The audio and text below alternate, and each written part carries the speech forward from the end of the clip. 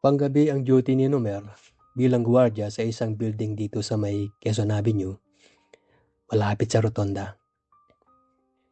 Isang maliit na building lang naman ito kung saan naroroon ang isang grocery store at ilang maliliit na tindahan ng kung ano-ano tulad ng cellphone accessories, tindahan ng pagkain na pang takeout at tindahan ng mga prutas. May mga katabi rin itong malalaking building. Yung iba ay pribado at ang iba naman ay opisina ng gobyerno. May bangko din na nagrerenta sa isang malaking building doon. Sa gabi ay tila sementeryo sa katahimikan ng lugar na ito na paminsan-minsan ay gagambalain ng ilang lasing na kalalakihan at ilang mga kabataang sa kalye na yata nakatira. Magandang lalaki si Nomer. Binata at nasa early 30s ang gulang. Kapag maaga pa ay marami pa siyang nakakausap. Mga nagtatrabaho sa grocery dahil alas 9 ang closing time at ilang tambay o driver na nakapark malapit sa building. Kapag malalim na ang gabi, ay doon siya makakadama na parang nag-iisa na lang siya sa mundo. Sanay na naman si Nomer dahil matagal-tagal na rin siyang sikyo. Inaabala na lang niya ang sarili sa pagbabasa ng mga balita, kaya updated siya sa mga pangyayari sa Pilipinas. Kung may gusto kang itanong ng balita, ay sa kanya ka magtanong. Maging ang balita sa mga artista, lalo na kung tungkol sa iskandalo, ay alam niya yun. Kapag nagsawa na sa pagbabasa, ay ang kanyang cellphone naman ang kanyang pinagkakabalahan dut-dutin. Madalas ay malalaswang palabas ang kanyang pinapanood. Marami na ring nasaksihan si Nomer sa panggabing pagbabantay. May saksakan, barilan, nakawan, rambol ng kabataan, at minsan ay may katatakutan pa tungkol sa multo. Nakasaksi na rin siya ng ilang kabataan na nagyayarian sa isang sulok ng katabing building. Magandang lalaki si Nomer. Matikas ang tindig. Maganda ang hubog ng katawan at batak pa ang braso at muscles at marahil ay pati na rin ang dibdib. At ang mga hita nito dahil namumutok yun sa suot niyang uniforme. Maging ang kanyang harapan ay makalaglag ng salawal din dahil namumutok din yun. Nang dahil doon ay madalas na lapitan siya ng ilang kababaihan na nagtatrabaho sa isang bar sa di kalayuan doon. At inaalok siya ng panandaliang aliw na libre. May mga bading at paminta na rin na nagalok sa kanya na mga salapi para sa sandaling kaligayahan. May mga pinatulan na rin naman siya at madalas ay mga paminta. May kapwa gwardya, pulis, empleyado ng bangko, at di pa na handang magbayad para sa konting kaligayahan. Kapag medyo maaga pa, ay naglalabas siya ng silya at sa labas ng entrance siya tumatambay. At kapag tahimik na ay saka siya papasok sa loob at ilalak na ang salamin na pinto na may support pa ng isa pang pinto na may bakal. One-way mirror ang mga salamin ng building. May isang hanggang dibdib na desk ang poste ng mga gwardya. Kapag nakaupo na ang bantay doon, ay ulo na lang niya ang makikita. At anumang ginagawa niya doon ay wala nang makakapansin kung malayo ka. Maliban na lang siguro kung susungaw ka sa loob. Malapit sa entrance ng store ay may counter kung saan pwedeng iwan ang mga gamit ng mga mamimili sa grocery. May CCTV naman sa poste ng gwardya at sa loob ng building, lalo na sa loob ng grocery. Ilang gabi ay bumuhas ang malakas na ulan na may kasama pang malakas na hangin. Isang lalaki ang natanaw niya sa labas na tumakbo papalapit sa building para sumilong. Ang building lang na yon ang tila bubong na pwedeng silungan. Basang-basa ang lalaki at kita niya na nanginginig ito sa lamig. Kahit kasi nakasilong na siya, ay nababasa pa rin dahil sa anggi, gawa ng malakas na hangin. Pinagbuksan ni Numer ang lalaki at pinapasok muna dahil naawa na siya at baka magkasakit pa kung manatili sa ulanan. Pumasok naman ang lalaki na inanyayaan ni Numer. Maraming salamat po. Bigla kasi ang buhos ng ulan at wala ako kagad masilungan. Pasensya na po sa abala, ang sabi ng lalaki. Nanginginig sa lamig ng lalaki at basang-basa pala talaga, maging ang kanyang pantalon. Saan ka ba galing at sumugod ka sa malakas na ulan? Sandali lang ha, kukuha ako ng kahit anong tuyong damit na makapagpalit ka pansamantala, ang sabi ni Numer. Sa isa pong kaibigan, birthday kasi at may konting salo-salo. Wala namang ulan kanina nang umalis ako sa kanila. Tiyempo na wala agad akong masakyan kaya naglalakad-lakad na ako, ang sagot ng lalaki. Tanggalin mo muna ang basa mong damit at baka magkasakit ka pa. Ito ang tuwalya at tuyuin mo ang katawan mo. At pahiramin muna kita ng t-shirt at shorts ko. Siguro ikakasya naman sa yan. Doon ka na sa likod ng desk magpalit. Malinis naman yan. Ano nga pala ang pangalan mo? Ang tanong ni Numer. Jimmy po kuya. Maraming salamat po. Ang sagot naman ng lalaki. O sige doon ka na. Numer na lang ang itawag mo sa akin. Hindi naman tayo nagkakalayo ng edad, di ba? Ang sabi ni Numer. Dahil basang-basa talaga ang damit ni Jimmy, ay hinubad na rin niya ang kanyang panloob. Mababasa rin kasi ang short kung hindi niya hubarin yun. Pagtiyagaan mo muna yan. Bigain mo muna ang damit mo dyan sa CR nang kahit papano ay makatulo. Insampay mo na rin muna. Malamang ay uuwi ka ng ganyan, ang sabi ni Numer. Okay lang po, magta-taxi na lang ako siguro, sagot naman ni Jimmy. Madalang ang taxi sa lugar na ito sa gabi. Bihira lang ang pumapasok na taxi sa lugar na ito kapag ganitong 10 oras na ng gabi. Hintayin mo na lang na tumila ang ulan, sabi ni Numer. Sa halip na humina ay lumakas palalo ang ulan. Nagsisimula ng lumaki ang tubig sa kalsada. Barado kasi ang mga kanal at hindi pa naglilinis ng syudad gayong malapit na ang tagulan. Maupo ka muna dyan at pagbasa tayo ng mga dyaryo. Yan lang kasi ang pampalipas ng oras ko kapag ganitong gabi. Tila magtatagal pa ang ulan sabi ni Numer. Magkatapat ng upuan ng dalawa. Nagtitext si Jimmy habang nagbabasa naman ng dyaryo si Numer. Close open ang mga hita ni Numer habang nakaupo.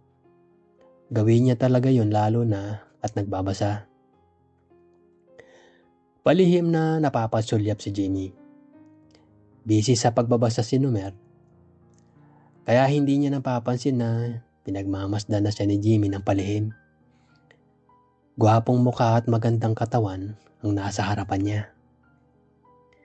Hindi bakla si Jimmy, subalit nabighani siya sa kakisigan ng gwardya. Aminado naman siya na pumatol na rin siya sa isang beki ng minsang kapusin siya at nangailangan ng malaking halaga. Umutang siya sa kaopisina niyang beki sa kondisyong pagbibigyan niya ang kanyang gusto para hindi na niya tubuan pa ang perang hiniram at hulugan pa. Kapit na sa patalim kaya pumayag na siya. Gwapo rin si Jimmy at maganda rin naman ang hubo ng katawan dahil nagji-gym din siya kahit hindi regular. Mapungay ang mga mata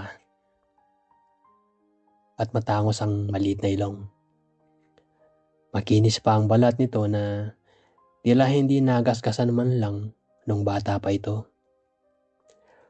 Hindi mapakali sa kinaupuan si Jimmy. Naging balisa siya at panayang tanaw sa labas para hindi mahalata ang pagsulyap-sulyap niya sa harapan ng gwapong si Q. Napansin naman ni Numer ang pagkabalisa ni Jimmy. Inakala niyang dahil sa pag-ulan at hindi agad siya makauwi. Huwag kang mag-alala. Titila rin yan, Brad. Baka gusto mong mahiga muna. Barikla na yung chair ako na ginagamit ko dito. Nariyan lang sa may likuran mo, sabi ni Numer. Huwag na, Brad, baka makapasarap ako ng tulog at tuluyan akong hindi makauwi, sagot na Jimmy. Alam mo, mukhang dito ka na aabuti ng umaga. Tingnan mo ang kalsada at bahana. Pantay na sa gutter ang baha. Mabuti na lang at mataas itong building, sabi ni Numer. Mabuti na lang at Sabado na bukas at wala kaming pasok. Malamang ay mag-a-absent ako kung may opisina bukas, sabi naman ni Jimmy. Kumuha na rin ng tabloid si Jimmy at nagbasa-basa. Hindi talaga niya matiis na hindi sumulyap sa nagko-close open na hita ni Numer. Kung ano-ano na pumapasok sa isipan niya. Kung ano-anong malalaso ang kaisipan. Pilit man niyang iwaksi ang isiping yun, ay bumabalik at bumabalik din dahil sa patuloy na ginagawa ng si Q. Mabilisang inayos niya ang harapan sa loob ng kanyang shorts. Inayos niya ito pataas. Sa ginawang yun ni Jimmy, ay di sinasadyang nakita ni Numer. Hindi naman napansin ni Jimmy ang pagkalaw ng mata ni Numer na hindi lumingon. Naging palaisipan yun para kay Numer. At wala namang binabasang kalaswaan. Minabuti niyang subaybayan ang kinikilos. Lalo niyang binuksan ng hita at marahan na ang paggalaw. Nagpatuloy siya sa pagbabasa pero ang mga mata ay hindi nakapokus na binabasa, kundi sa gilid ng tingin. Kitang-kita niya ang pagtitig ni Jimmy sa kanyang harapan. Hindi naman ito kababakasan ng pagnanasa. Gayon pa man ay nagtataka siya kung bakit titig na titig ang binata sa bahagi ng kanyang katawan. Tumayo siya sandali at nag-isip ng susunod na hakbang para malaman kung may tinatagong kabaklaan ang gwapong lalaking kasama niya ngayon. Naisipan niyang magkwento ng ilang karanasan niya sa matagal na pagbabantay sa building na yon. Alam mo, Jimmy, kung di lang talaga ako umiiwas, malamang gabi-gabi ay may kasiping ako dito. Alam mo ba yung bar dyan sa banda dyan? May mga babaeng doon nagtatrabaho na dadaan muna dito at gusto akong masilayan. May mga estudyante rin na papansin lagi sa akin. Pabalik-balik dito sa store para lang makita ako. Sabi ni Numer. Gwapo mo kasi eh. Maganda pa ang katawan mo. Bortang-borta. At saka, pati ang harapan mo pamatay. Sabi naman ni Jimmy. Uy, anong pinagsasabi mo niyan? Wala yan. Wala nga siguro sinabi ito sa'yo eh. Sagot naman ni Numer. Ay sus. Sige, kwento ka naman. May nadali ka na ba dito? Dito sa building? Sabi ni Jimmy. Marami-rami rin. Bago pa lang ako dito, siguro 1 buwan pa lang, may palaging bumibili dito ng kahit ano. Minsan ay may isang boteng mineral water lang. Tapos ay panay ang tingin sa akin. Napag-alaman ko na dancer pala dyan sa bar. Dumaan dito minsan. Sarado na ang store. May bibilihin daw sana. Tapos kung pwede raw makigamit ng CR. Siyempre, customer, pumayag ako. Pagbalik ba naman ay agad hinawakan to. Nagulat nga ako eh. Init na init pa naman ako noon. Hindi ko na siya pinalabas kaagad. Nagka-problema lang kasi wala akong protection kaya hindi ko rin nayari. Kaya simula noon, lagi na ako nagdadala ng proteksyon. Ang sabi ni Nomer. Lesson learned ha? Ang sabi ni Jimmy habang tumatawa. Bukod sa kanya, may empleyado din dyan sa bangko. Tindera ng kung ano-ano sa bangketa at tindera din dito sa grocery store. Palaging ganitong oras nangyayari kasi ako lang ang narito kapag gabi na. Sabi naman ni Nomer. Buti walang nagsusumbong.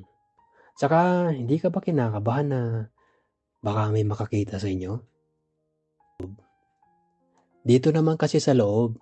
At saka papapasokin ko naman sila kung kilala ko na.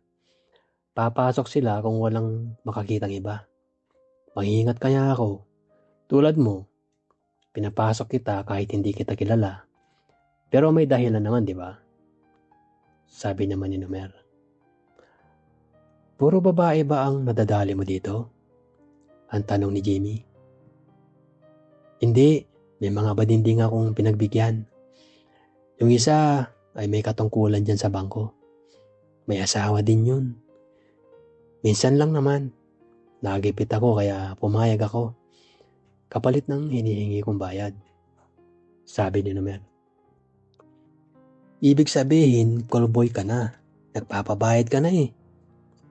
Sabi naman ni Jimmy. Hindi naman, nagipit lang. May pulis din akong nayari. Customer din siya ng grocery. Lagi siyang nagro-ronda sa mga ganitong lugar na hindi matao kapag gabi. 2 sila sa police car. Bumaba siya. Tapos kinausap ako. Hintayin ko raw at may bibigay sa akin. Ayun na nga, hinintay ko. Hindi na sila naka-uniforme. Pinapasok ko. Tapos pinaiwas ko sa CCTV. Kabisado ko na kasi ang mga lugar na hindi hagip ng CCTV. Inabot sa akin ng isang kahon. Rubber shoes na imported daw yon, galing sa custom. Ang ganda. Kasyang-kasya sa akin. Bigla ba naman na basta na lang ako niyakap. Tapos pinaghahalikan. Siyempre umalma ako. Kaya lang, natakot ako kasi may kasama siya. May baril pa. Alam mo ba na nakailang balik sila dito? Palaging sila ang magkasama. Naisama na rin nila ako sa isang resort sa may Tagaytay. At doon ay niyari namin siya ng kasama niyang pulis. Ang kwento ni Nomer. Ang sarap palang maging gwardiya rito. Mag-apply na lang kaya akong gwardiya dito. Ang biro ni Jamie. Uy, wag naman. Baka naman mawalan ako ng trabaho. Oh, tumila na palang ulan. Kaya lang ay mataas pa rin ang baha sa daraanan mo. Makakauwi ka pa ba niyan? Tanong ni Nomer. Mamaya na. Pinainit mo ako kanina pa eh. Sumakit tuloy ang puson ko sa mga kwento mo. Ang sagot ni Jamie. Hindi na nagulat pa si Nomer nang kapain ni Jamie ang harap ng si Q. Pwede ko bang makita ang tinatago mo dyan? Ang tanong ni Jamie. Ikaw ang bahala. Sige, May permiso ka. Ang sagot naman ni Nomer. At dahil sa permiso ng si Q, hindi lang pagsilip ang ginawa ni Jamie. Hindi na siya nagaksaya pa ng oras at sinimulan na niya ang kanina pa niyang inaasam-asam.